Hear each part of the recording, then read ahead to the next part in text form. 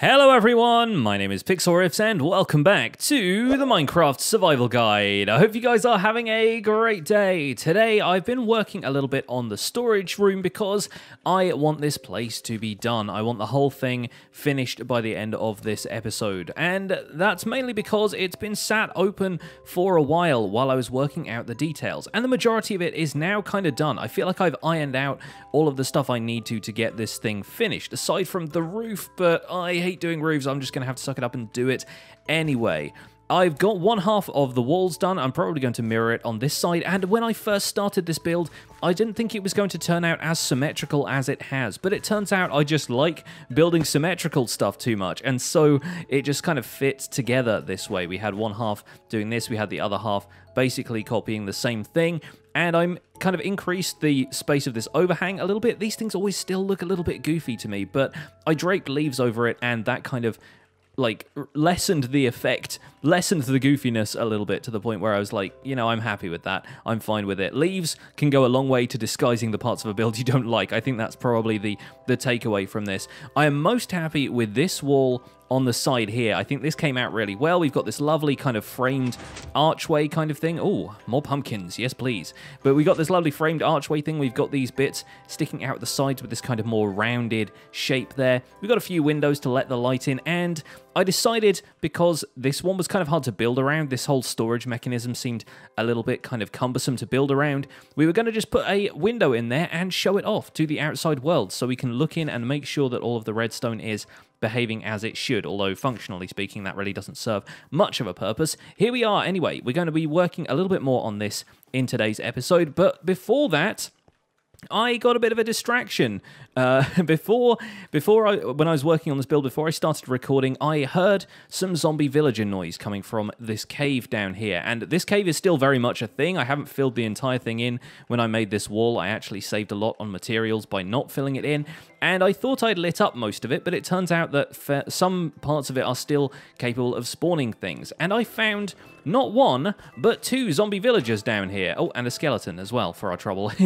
But this guy over here is actually a brown-coated villager. You can tell zombie villagers apart from their clothing, which is something that didn't used to be the case. They always used to look the same, and it kind of used to be potluck whether or not you got a certain profession of villager. But in this case, this guy has a brown coat, no apron or anything, so he is probably going to be either a farmer, a fletcher, or a shepherd, and those are all ideal professions for starting a villager breeder, which is something we're going to do in a future episode. So I thought we would start out by curing this guy. We also have another one down here wearing armor, so it's actually a little bit more difficult to tell which profession he has, but we're going to cure him as well anyway. Thank you, skeleton. Get out of here.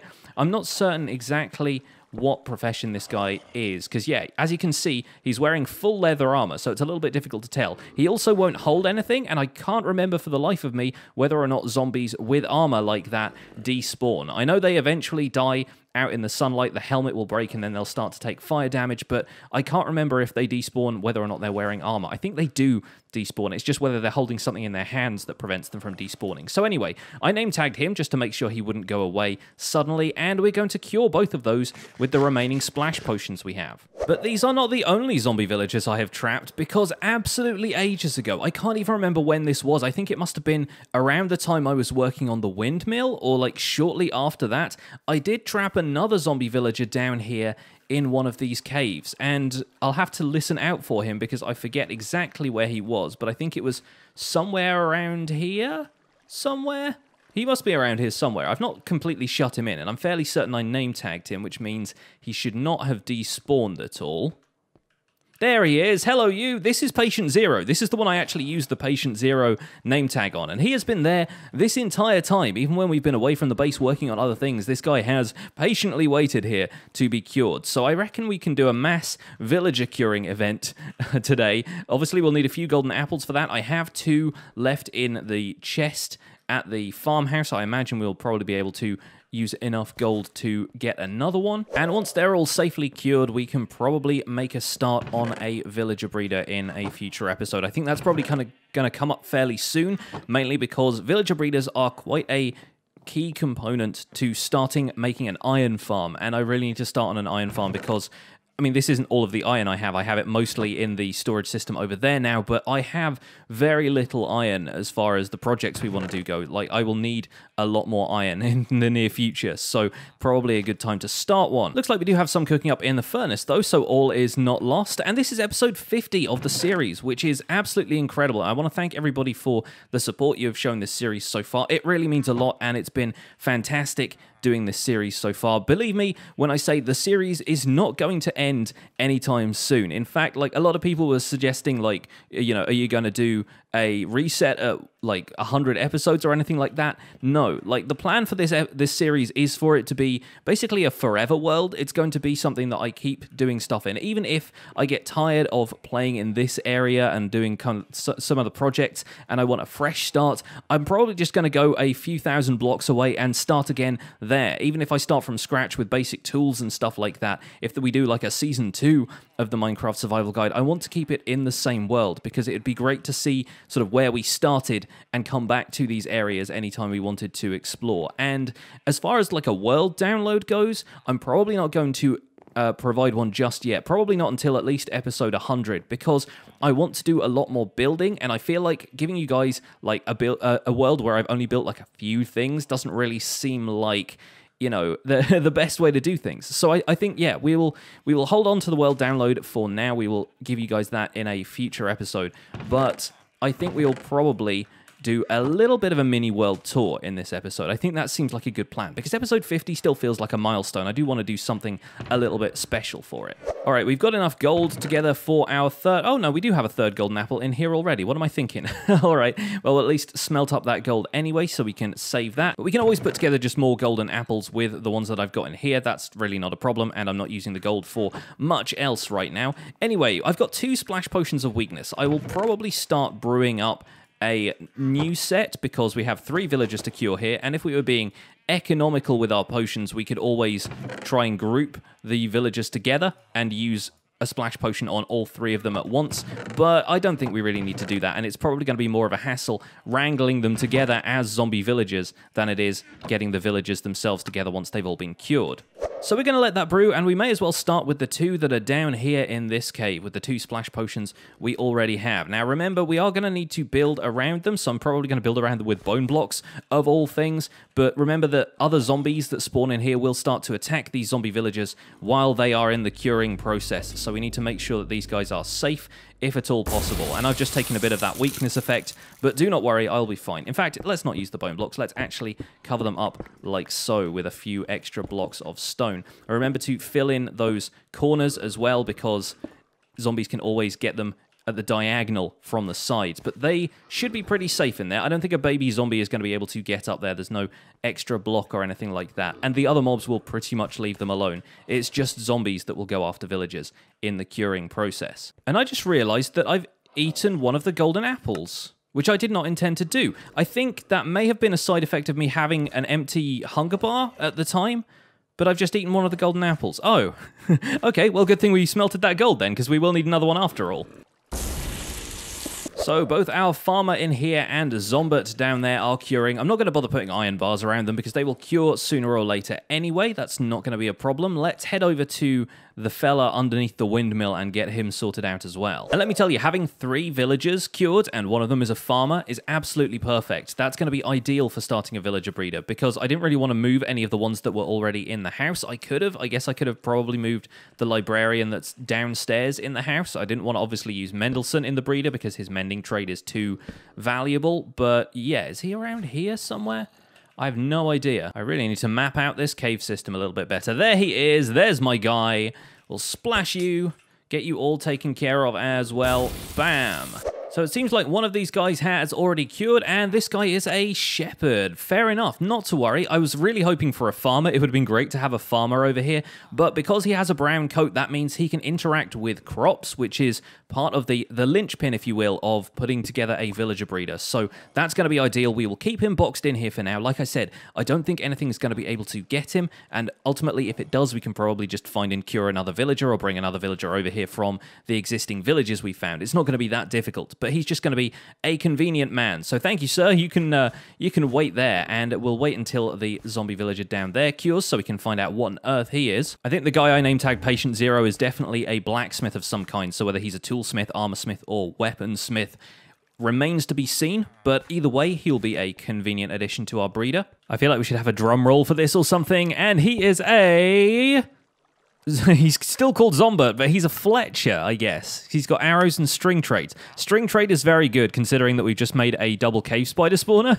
So I think that'll be good. We'll keep you in there as well, but he is also another good candidate for farming crops in our villager breeder if we needed him to. Thankfully, we have 2 of those guys, so that's probably pretty good as a backup in case something goes horribly wrong. And it seems like our friend with the black apron, Mr. Smith over here, has been attracting a little bit of unwanted attention, but there are some dark caves around here, so I think this is probably not the best environment for him to stay in. But he is a toolsmith. Okay, very good, very good. Okay, nice to have one of those around the place. Anyway, without further ado, I think we should probably get on with the world tour. So, give me a second, will you?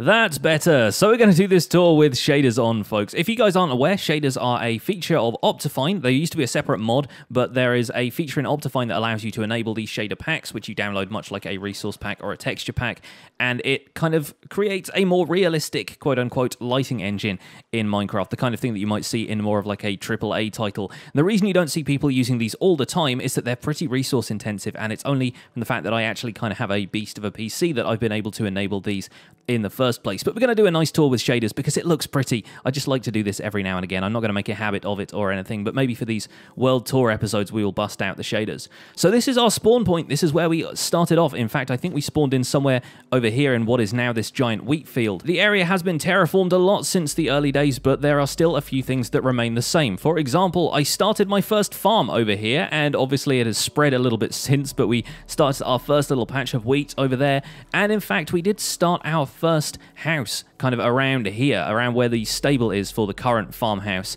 now. This house was upgraded in episode 5, and I still have a few touches I've added to the outside that I never really explained on camera. I made like a little window box using fences to kind of frame that at the top there, and I kind of like that as a feature. We've done a little bit of work around the side. We have the stable where we've got our 2 horses, who I should really name at some point, and I think I asked you guys for names at some point, but I haven't gotten around to that quite yet. And here is the barn where we've been keeping our livestock and animals, who are originally just in a fenced off area around here, but having a decent supply of sheep and cows has kept us with wool and leather and beef for quite a while, and I'm still actually burning through some of the beef that I harvested last time I bred the cows up. It's all stored in here, our little kind of kitchen pantry, and this is the kitchen where we do a bunch of our smelting. Right now we are actually smelting the rest of that gold from earlier. We have a couple of villagers who've moved into this cozy little nook over here. This is a cleric who will trade us rotten flesh for emeralds. This is a librarian who has a pretty decent paper trade, but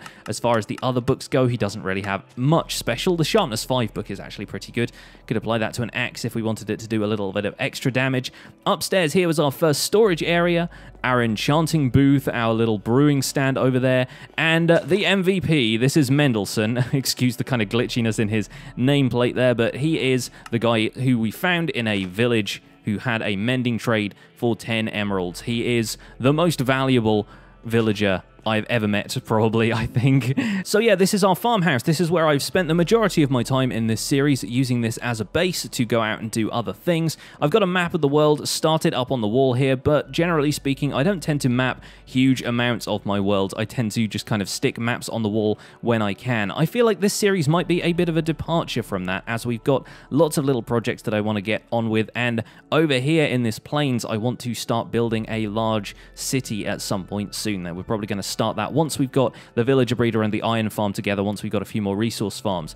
I think this map here actually needs updating because we built a substantial amount of stuff since the last time. There you go, you can see the storage area start to come into into view. In fact, I think that bit that's cut off there might actually be just because we're out of the range of that map. But anyway, we've got the map of the world starting on the wall here, and I think it's probably time to venture outside and see a little bit more of that world. So up here on the hill overlooking the wheat field, we have our wonderful windmill. This is my one-chunk windmill that I've built several times before, and I think it looks really great up here with the wheat field in the background. I haven't really done a huge amount with the interior of this place. I've just done enough to make sure that it's free of mob spawns. We've got a few torches in here. We've got the whole place lit up on the inside, and a little spiral staircase takes us up to the top floor where, again, there isn't really a huge amount going on, but we get to see those rays of light coming through, which is a really, really lovely feature of these shaders. From up here, we can cast our eye over the wheat field, or we can look out towards the plains where that city I was talking about is going to be built. And you can also see my little tree farming area over there, which is that area of Podzol.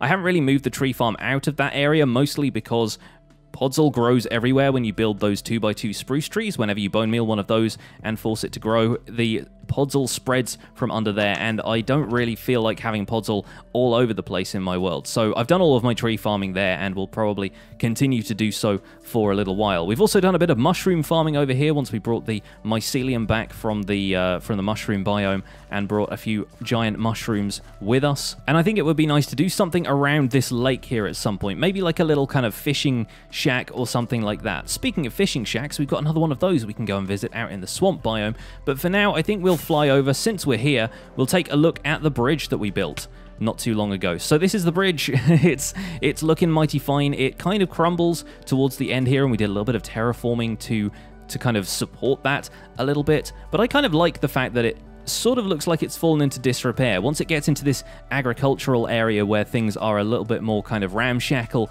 everything's made out of cobblestone and so forth, I think I might redo the roof of that barn at some point.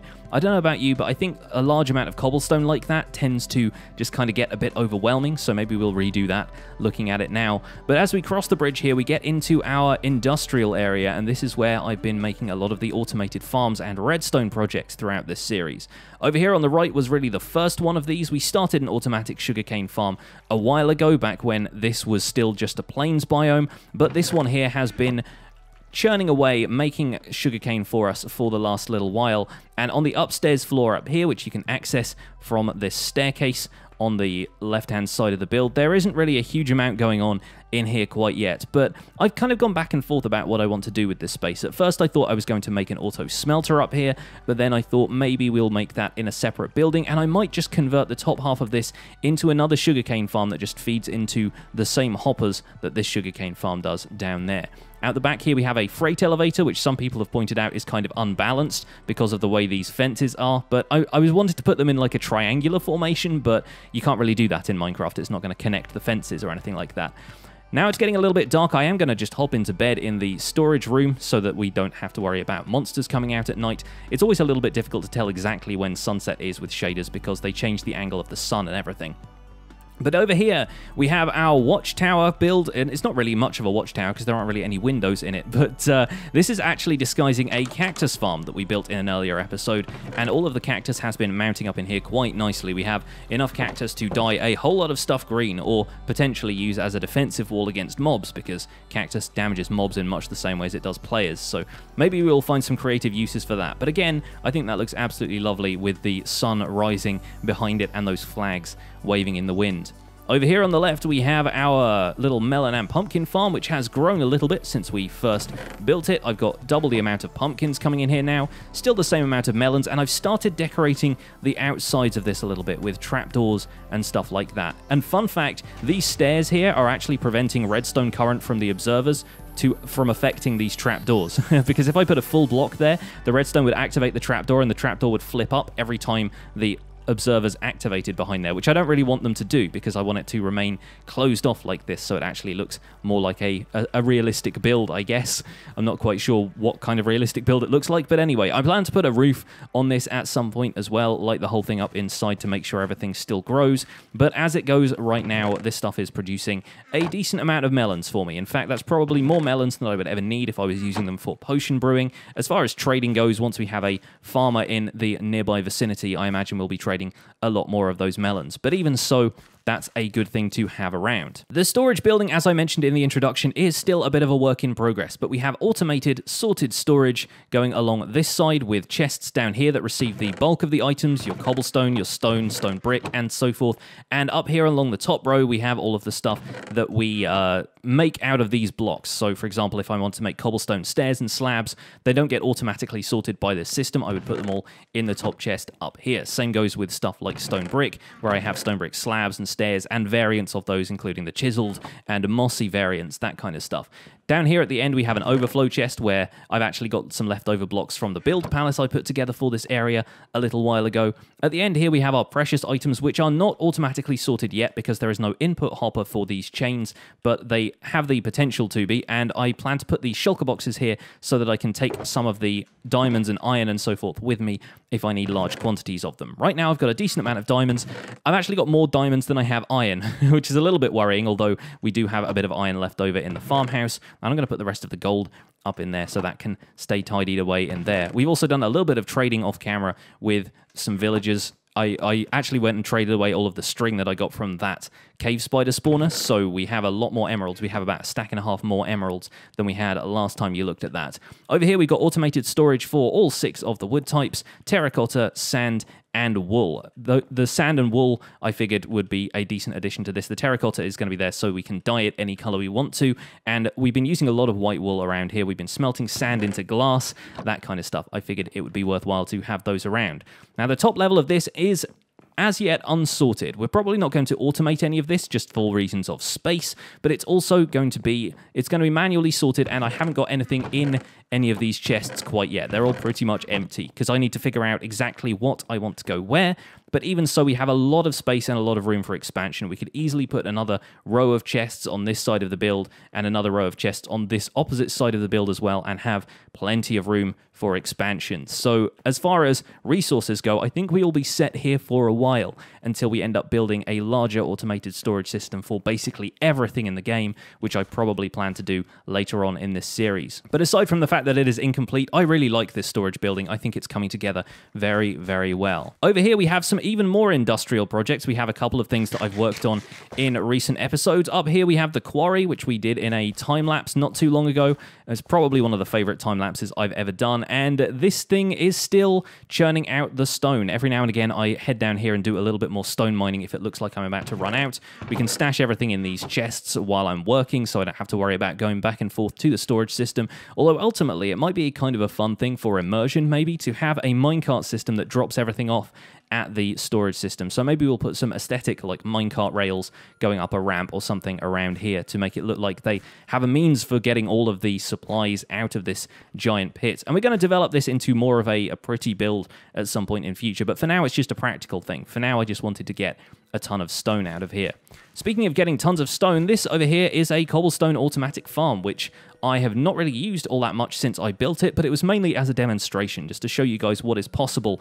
And in terms of creating infinite resources, there is no example better than a cobblestone generator. You will find these things used in everything from vanilla Let's Plays to Skyblock to challenge maps to all kinds of stuff. So it is always useful to know how to make a cobblestone generator, and I figured we would probably make some sort of building around here, some sort of like warehouse looking build to make it obvious that this place was in fact in use, and so it's not just a giant pit in the ground where I've dug out all the gravel. But aside from a bit of caving in the area, that is more or less all I've done here, which is why, like I said, I'm not really interested in releasing a world download quite yet, because I don't feel like I've done enough. I feel like there is so much room for expansion in this world, and I cannot wait to do more. One thing I haven't mentioned very briefly, I'll point out the nice little dock area down here where we've got this nice walkway along by the river and a bunch of packing crates ready to be shipped off to wherever. I don't know quite how accessible the waterway is going to be now that we've got this giant bridge here, but hey, maybe that's how they control the traffic into and out of this place. So let's take a quick trip to the Nether, shall we? Ah, the Nether, looking as ominous and glowy as it ever did with shaders on, especially that lava. Wow, that's so bright. I don't come into the Nether often with shaders on, so this is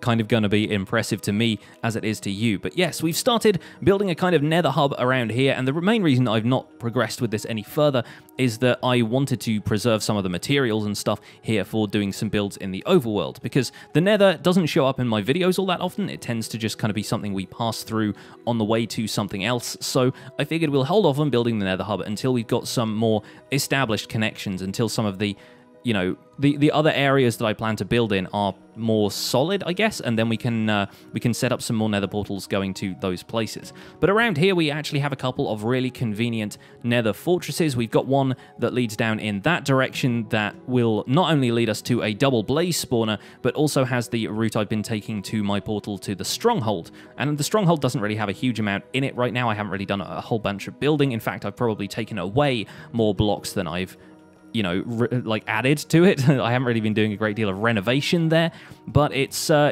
fun place to visit if we want to go and get some ender pearls from the end or anything like that. Likewise, I've not done a huge amount with the end, so it probably won't feature in this tour quite yet, but believe me, big plans for the end in future. One of my first other nether portals was established over here, right on the precipice of this giant drop, and that will take us back out into the overworld to our lovely little fishing spot, which mainly just consists of this fishing shack here right now, but we'll probably do a little bit more of it in future. It'd be nice to make a little swampy village and some such, and even that is a nice little view, isn't it? It's really nice to stand here on the dock, see the squid and dolphins swimming around in the ocean, and do a casual bit of fishing. The chest here has the spoils from our recent fishing trips, including a bunch of leftover fish that I could always cook up if I need some food, a spare mending and unbreaking rod that I fished up, and a few other things like saddles and gold ingots and that kind of stuff. There's also a very convenient bed here, so I'm just going to sit here and watch the sun set, and then I can make it daytime and we can carry on with the tour.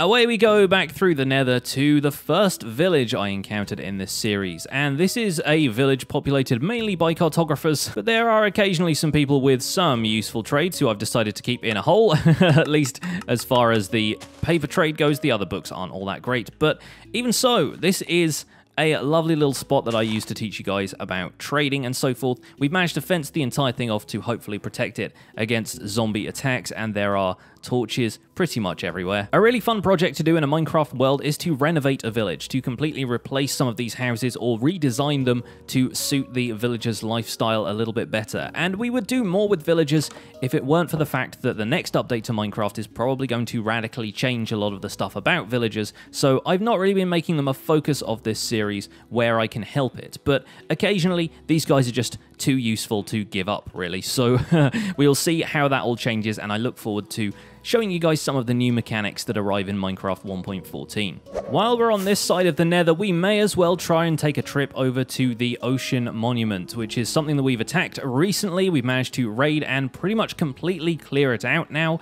The structure of it is still there, but all of the prismarine is stashed away in chests, and I should probably bring some of it over to our storage system at some point. It'd be nice to have those blocks around the place. But here it is in all its glory, and I'm already being attacked by guardians, which shows you that this place is still very much alive and kicking. Let me try and sneak my way in there so that we can get a good look at the inside of this place, which is probably going to look a little dark, but yeah, there we go.